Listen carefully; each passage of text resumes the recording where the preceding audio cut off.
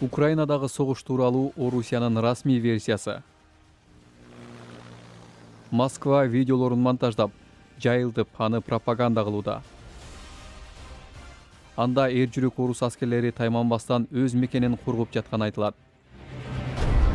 Защитника правопорядка. Бирок Константин Ефремов согушта болуп, ал жерде таптакыр башкача экенин айтат. Дети сами так стремятся. Константин орус армиясында ага лейтенант болгон, бирок Орусиядан кеткен. Ал Украинада орус аскерлеринин согуш кылмыштарына күбө болгонун айтып берүүгө макул болду. Привезли в этот гараж.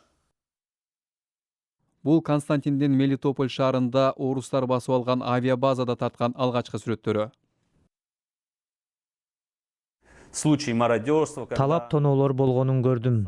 Жоокерлер менен офицерлер колу тийген нерсени талады. Алар учактар жана имараттардын баарын тинтишти. Они облазили все. Бир жоокер чөп кырккан машинаны алып, үйгө алып барып казарманын жанында чөптү кыркам деди. То, что люди тащили Чака, балта, велосипед баарын унааларга жүктөштү. Газонокосилки, велосипеды, запихивали это в КАМАЗы. Орусия Украинага кол салган күнү Константин армиядан кетүүгө аракет кылган. Кетсең, дезертир деп 10 жылга кесилесиң дешти ага. Оккупацияланган Украинада ал артиллерия бөлүгүн, кийин бир имаратты кайтарган. Ошол жерде украин туткундары кыйноого алынганына күбө болдум дейт ал. У этого парня военнопленного, у него были завязаны. Украиндердин көздөрү таңылган болчу. Полковник бир туткунга пистолет такап, 3кө чейин санайм, анан башыңа атам деди. До 5, до 10. Считал, потом стрелял рядом с головой. Ал 3кө чейин санап, башынын эки жагына ок атты. Анан полковник ага кыйкыра баштады. Мен ага жолдош полковник, ал сизди уга албайт. Сиз анын кулагын тундуруп койдуңуз дедим. Күн сайын түн ичинде өткөргөн сурактар, кыйноолор бир аптадай уланды. Кээде күнүнө 2 жолу болчу. Где-то день, где-то по 2 раза его приводили.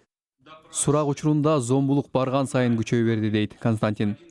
Во время очередного допроса простреливает ему руку. Дагы бир сурак учурунда полковник бир туткундун колуна, оң тизесинин астына атып, сөөгүнө урду. Мен командирлерге барып, украиндерди госпиталга алып барыш керек. Антпесе кансырап, эртең мененкиге чейин өлүп калат дедим. Переодели его в форму. Биз ага орус аскер кийимин кийгизип, госпиталга алып бардык. Анан ага, украин туткунумун дебе, антсең докторлор сени карабай коюшат, же жарадар орус жоокерлер угуп, сени атып салышат дедим.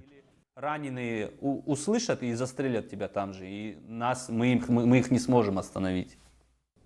BBC Константиндин өздүгүн жана ал жүргөн жерлерди тактоо үчүн ал берген документ, сүрөт, видеолорун текшерди. Ал Орусиядагы базага кайтып келгенде, Украинага баруудан баш тартканы үчүн тартипти бузду деп айыпталган. Аны армиядан чыгарып салышкан. Орусиялык адам укуктарын жактаган Гулагонет тобу ага өлкөдөн чыгуусуна жардам берген. Я прошу прощения у всего украинского народа, что я... Чакырылбаган конок сыяктуу алардын өлкөсүнө курал менен кирип барганым үчүн бүтүндөй Украин элинен кечирим сурайм. Благодарю Бога, что от моих рук Украиндерден кечирим сураганга моралдык укугум да жок. никого. И благодарю Бога, что сам. Мен өзүмдү кечире албайм.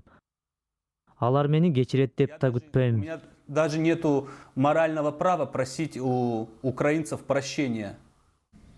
Согушка каршы чыкканы үчүн ага офицерлер Константинди саткын дешти. Бирок ал башка өлкөгө кол салуу үчүн эмес, өз мекенимди коргоого ант бергенмин дейт.